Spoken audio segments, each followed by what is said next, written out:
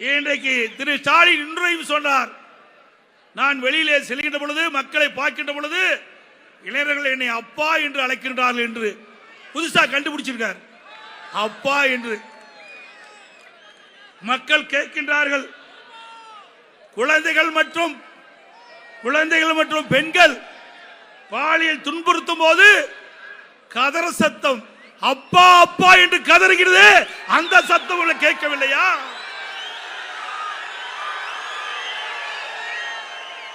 மூன்று வயது சிறுமியில் இருந்து பள்ளியிலே படிக்கின்ற சிறுமி வரை பாலியல் வன்கொடுமைக்கு ஆளாகின்ற பொழுது கதறுகின்ற சத்தம் திரு ஸ்டாலினுக்கு கேட்கவில்லை. அப்பா அப்பா என்று கதறுகிறது. அந்த கதருக்கு என்ன பதில் சொல்கிறீர்கள்? ஜனவரி முதல் 14/2/2025 வரை சுமார் 107 போக்சோ வழக்குகள் தமிழகத்திலே பதிவு செய்யப்பட்டுகின்றன.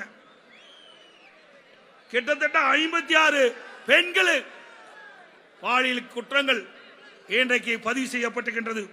அப்படி என்றால் 2 மாதத்தில் இவ்வளவு சிறுமிகள் 18 வயதுக்கு குறைவானவர்கள் பாலியல் வன்கொடுமைக்கு ஆளாக்கப்பட்டுகிறார்கள் என்று சொன்னால் அந்த கதற சத்தம், அந்த கதறல் சத்தம், அப்பா அப்பா என்று கதறுகின்ற சத்தம் ஸ்டாலின் செவிக்கு எட்டவில்லையா?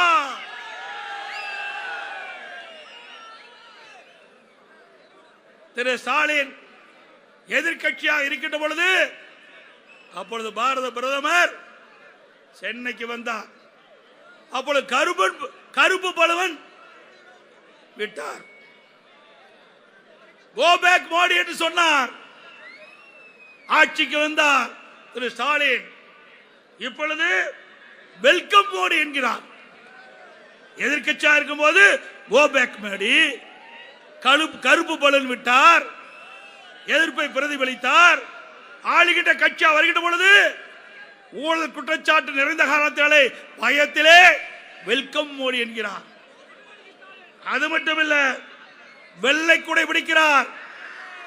திரு ஸ்டாலின் அவர்களே, உங்களுக்கு வெள்ளை குடை வேந்தர் என்று பெயர் சூட்டினால் பொருத்தமா இருக்கும்.